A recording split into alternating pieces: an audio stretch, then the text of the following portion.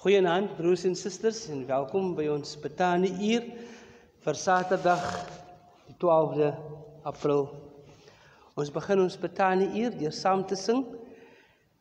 Volg die Heer op elke skrede van die sware martelpad, wysie 165, al tweede verse.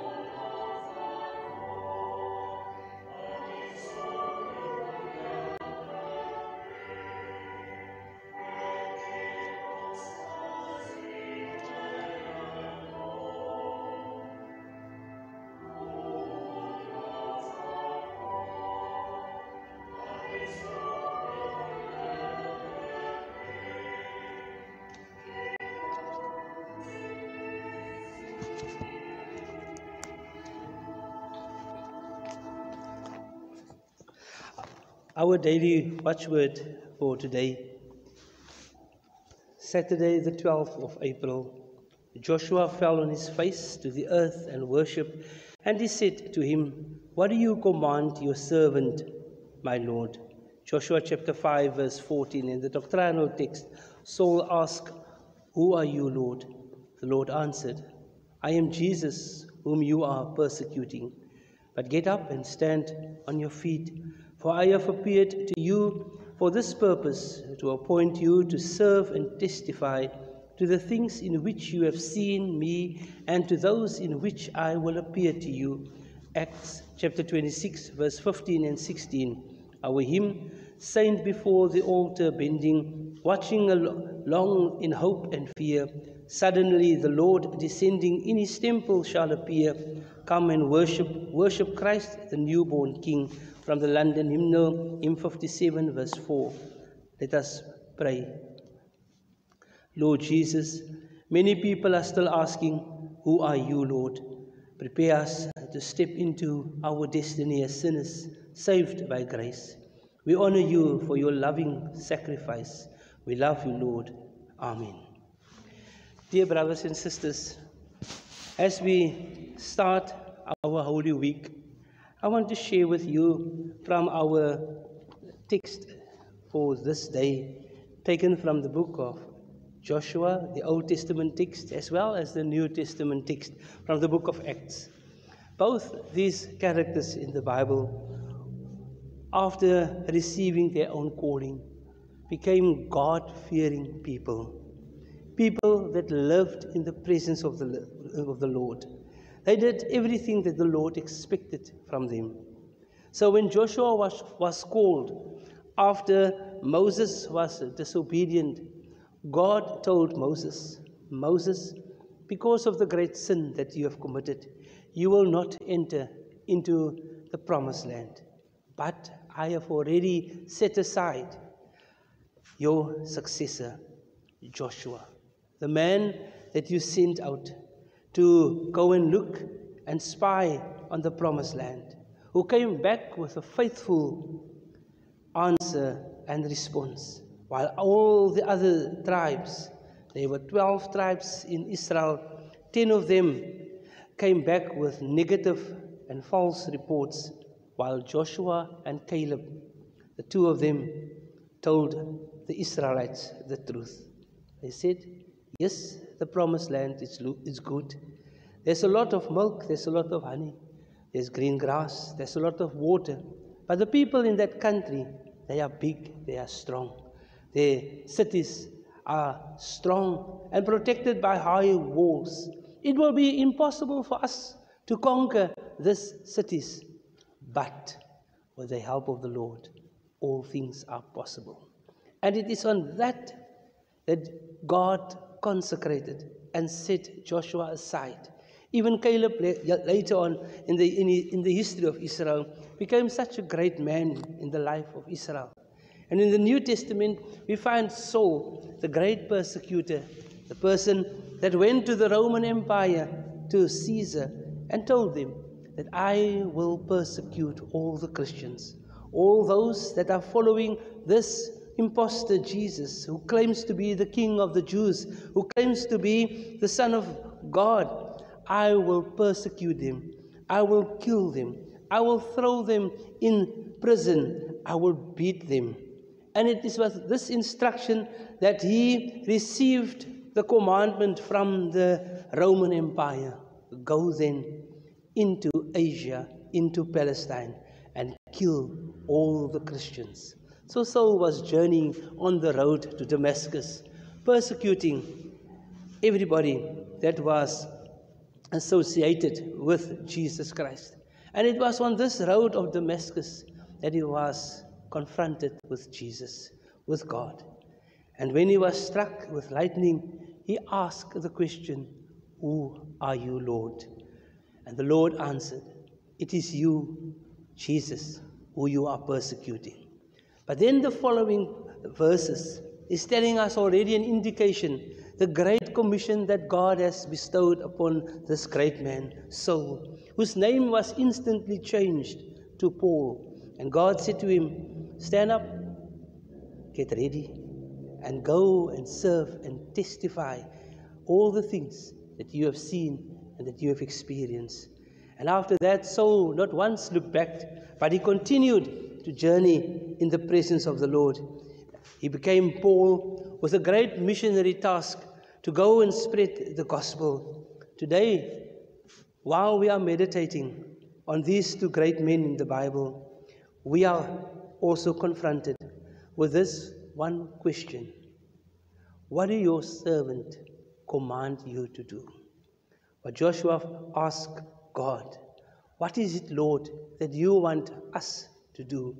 So as we enter the Holy Week, we are constantly reminding ourselves of the great commission that God has bestowed upon each and every one of us. All that we have to say, here I am, Lord, willing to serve you, willing to go to the end of the world to spread your gospel. So, with these words that Saul was asking God, who are you in your own private time, in your own meditation, when you have your own quiet time, ask also the Lord, who are you? Then I want to challenge you, write one thing down, just one thing, who God reminds you of.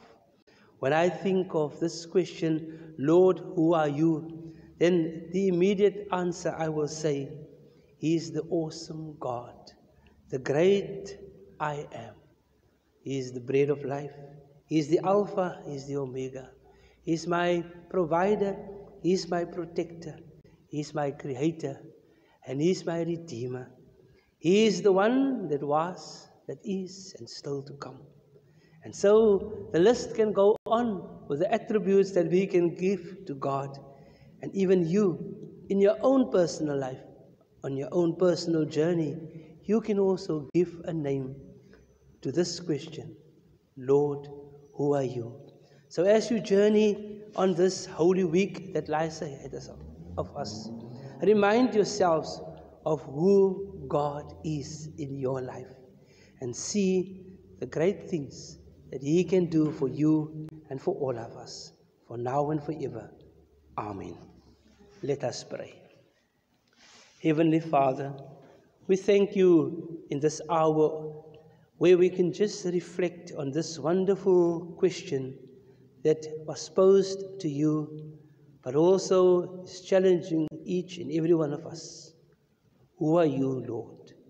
Thank you, Lord, that through our own experiences, through our own life, that we can know who you are. Thank you, Lord, that you have revealed yourself to all of us, different ways, different circumstances, and through different things in our lives. Thank you, Lord, that you continue to show us who great you are and the great deeds that you can do.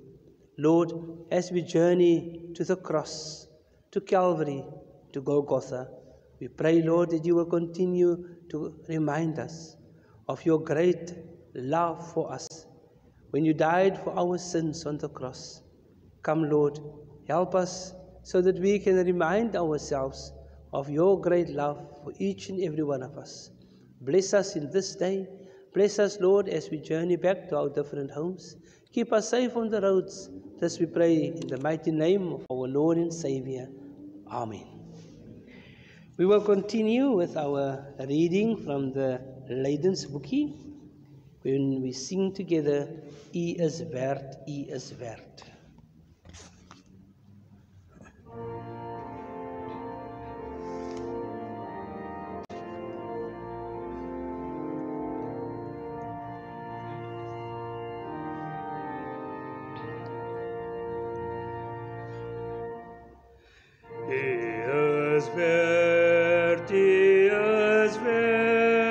Gods lam vir die bitter smart, dat ons steeds die naam verheerlik, en die toewys siel en hart, niks is vir ons so begeerlik, as om vir die liefde lewenslang, U te dank, U te dank.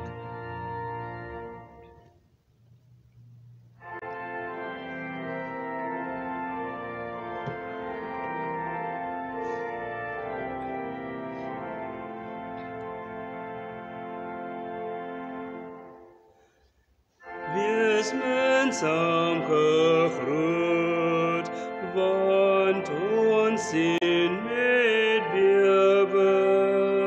O bring alweer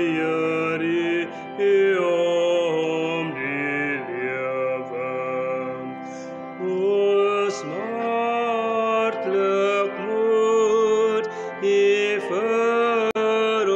ons lei, hoe smartlik moet U vir ons lei. Die geskiedenis van Saterdag, die Pasga. Die Pasga van die Jode was naby en baie het uit die landstreek na Jerusalem opgegaan voor die Pasga om hulle te reinig. En hulle het Jesus gesoek.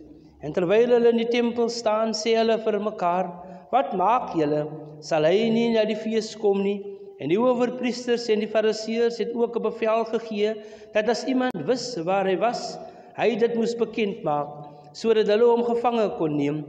Jesus in Betanië. 6 dae voor die Pasga het Jesus na Betanië gekom, waar Lazarus was, wat dood gewees het, en wat hy uit die dode opgewek het.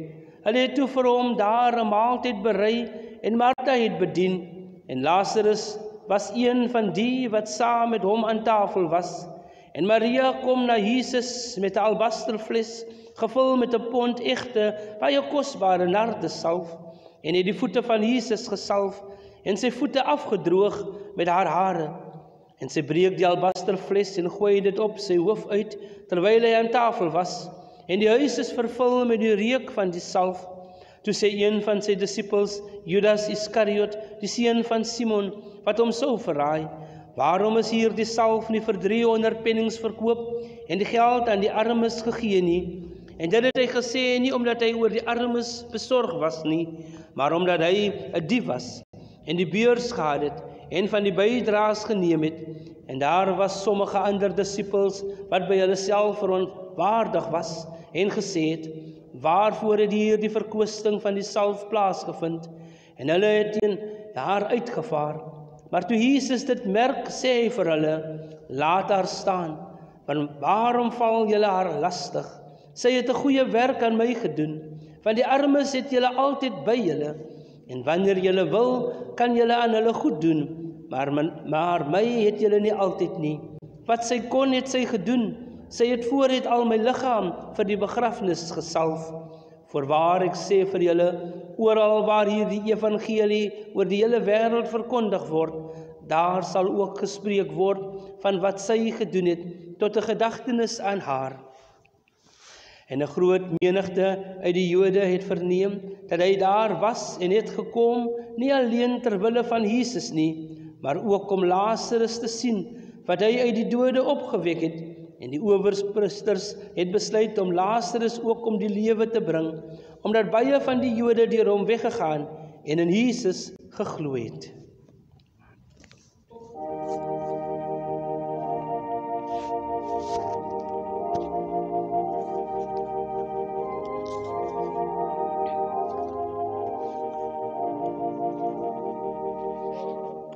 Waarom sal ek sonder vlug met al my ellende? Here, let op my gesig, wil U tot my wende. Neig U oor, red my toch my arme, en niet erbarme. Jesus, kom na jou en wil jou met lief beheer. Zwyg voor dat hy jou kan sien. Hy genees siel en gees, selfs die diepste wonde, in 'n enkele stonde.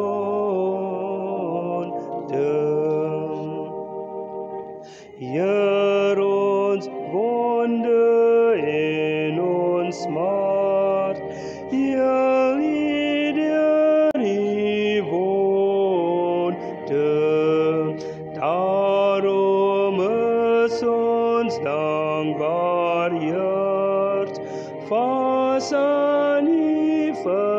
bonden, al ons nood, hel en dood, deur die bloed oorwin ons, wat die Heer stort vir ons.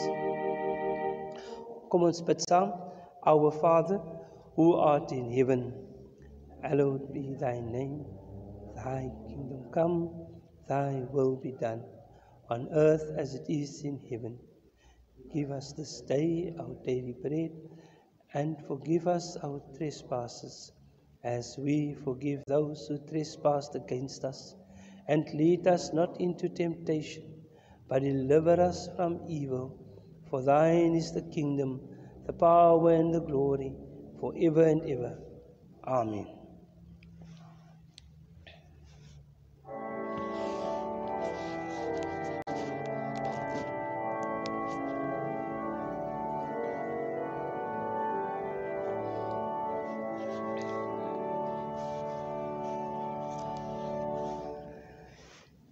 Jesus het deur die wonde vir ons sonde skuld geboet.